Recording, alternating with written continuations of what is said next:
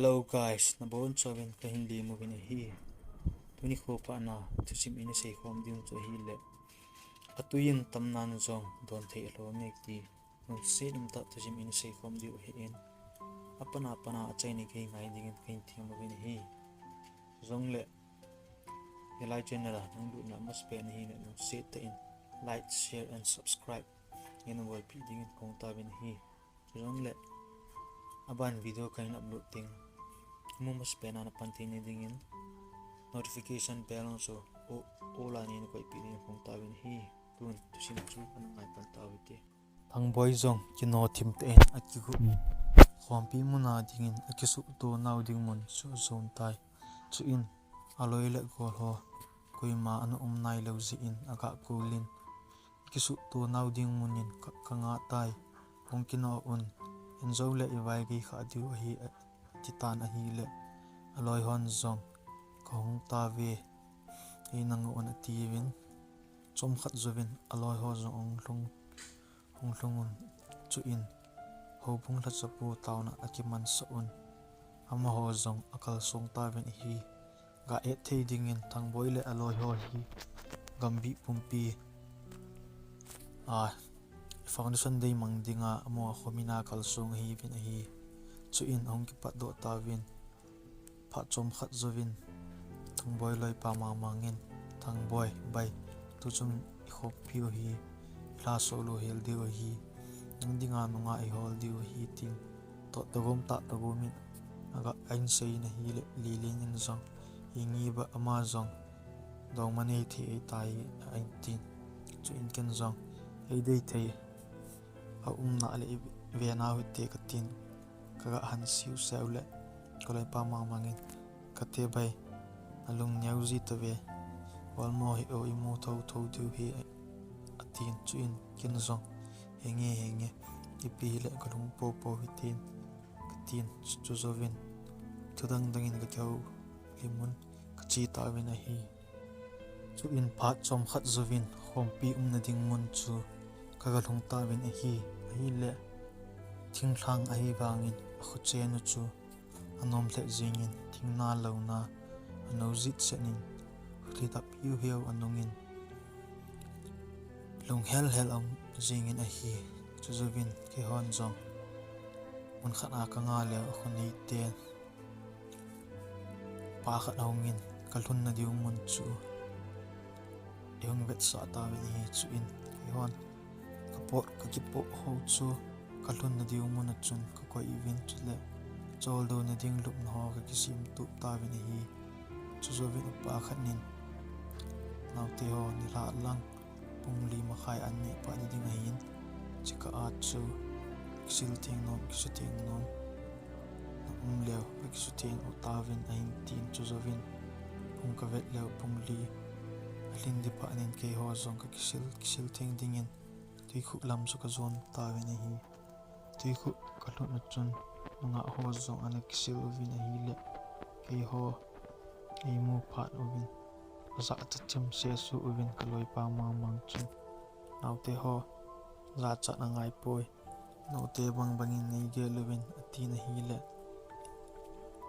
ama ho la a onim hiwa nami khani yengi hi o in tin chuzovin ama ho ki chai ka nga do ovin ama ho ki chai phat un ke ho rong kisil ta vin hi kaloi ho chula tui ekibu khom sa zing ovin ke chun la izowa onim hiwa yengi hi o intinu bu chu kan ve zing tan achi mangge ka vet pa nin kaloi pan hey ma pha nin na pha ki tam kisil loi zin ki chai gam ta ve a hin ti achun ko hong king lap zing na hi ha dan chu kan he lo wanga English 10 laugh for a sight at you when I dan hi tai chuzovin ke ho zong ka kisu thing zo uvin anni dingin ka chi ta win hi chuzovin in zo langa oniam hi wa hi ngi hi o in dinu mai no chu samhla jin jenin nu hi cha aloi ho to anni dinga ahong chu kaga mu na hi le kalung sung chu lama bang jing na hi hello ka in lungel chu van gam anapa di chet dan ahin chu in kaloi pan ma mangin o mingol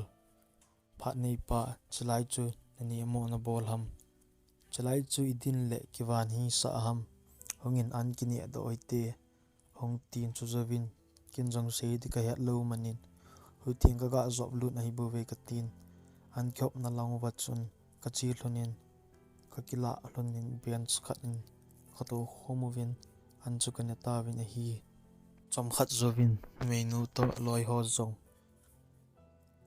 pukong ahin ki dok mova ahung le meinu chu to na ding chang ta po na hi chu phat chun kloi pa ma mangin bai nagala nunga nu khu ko pheyo to na ding changlo ai le kilo me anti chu zovin kin zong bai kin zong kanamunai je ga ko dikati le min ka lo zi in a ko jidan ka thei poi ka ti le man zong o mingol lo nau tin lang ko vu an tin chu zawin kin zong ki phalam sa san nau ka ga ti la man zong honggi hei loi chelin chu in kin zong za chim ta in lai hong to wo ga ti na hi le ki phalam thimin hin la loi hon a hin sol zi u chun ko ma chun hong to tai an kan khom ta vine a hi le ka ko ma to no chu aza chathim mai dan hi a hi in an ne lovin a tan a hi le kin zong ka ga ve in hi le an zong ne lowa an mo to chu ka ga mo in chu zovin ama chu za cha thim zi achun ki hei mangin hi chu in kin zong naw bidinga an ni alo ham ole ito khom hlon hi na za cha ham ka po do dham ka ti le aman zong hi po ji hi o zolanga chu ne thei kan ne ole ka van lai je ein tin chu in kin zong ne po wo in zole ni la lang san lang le nagil ongkil thi chu le zana bubel me bel mai le gagal vet di zong lo di a hi ka tin ga to ni na hi le aman zong hanoi nong noi jin a kho poje ki kho a zo nan te hin tin chu zovin kin zong a hi zong le chu ti a na da wal le kin na hin ne ko tangina ka ga ti le aman zong han siu seven hi ngi a hin tin chu zovin a loi ho hong va phat no vin ama zong akipat ama ho zong akipat do un achi ta vin a hi chom khat zovin ki ho zong han kenya zovun chi ta vin a hi han kani zo wa chun ke ho zong ko sung chule ho chen dan ho ve dingin chi ta vin a hi le chu in chom khat zovin kalunga kan gel sing no le aloi ho zong chu kamasang langa ko nevin ong pheyon a hi le ma mangin bai amo ho tum ho izo langa anne pe no wa na ko ma to khom pi no la loi ho he lo ha ma hin tin ken zong hingi bai ka tin chu zovin ama ho zong ko mo chu hin phat ta vin a hi chu in ma mangin au te ho holai chi u ham aga ti le ama hon zong kaga mo wa le o he o a hin ti u vin chin mo la khat nu chun ya u te ho nong ho la holai chi got ham a hin tin chin mama in ki ho zong kong mo wa le o hi bo vi ati in chin le nin bol di ko ta na nei lo le ngovo gawa le u te ka ti le nga no ko ma ding nu chun hingi a hin tin hi le aloi no ka vet nom nu chu hongza chathimin hanoi lang chu ve jing in hi le kin zong naw na za cha to te ve ka ga ti le hong no jin Hidi puzi he o ahin tin chu in ki ho zong ko songa wa dingin ka che tawin hi lampi ka zo jing lai zun ko loi pa ma mangin e ho pi hi ikilhon le wang vin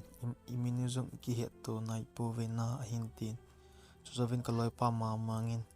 keiman ma mang a hi in ko loi te ni hi thang boi le lin a hi hlani ahin tin chu zawin nu mei nu keiman ning boi a hi in kaloi nu he naw thim chuleh kaloi khat nu mi ni thim pi a hi e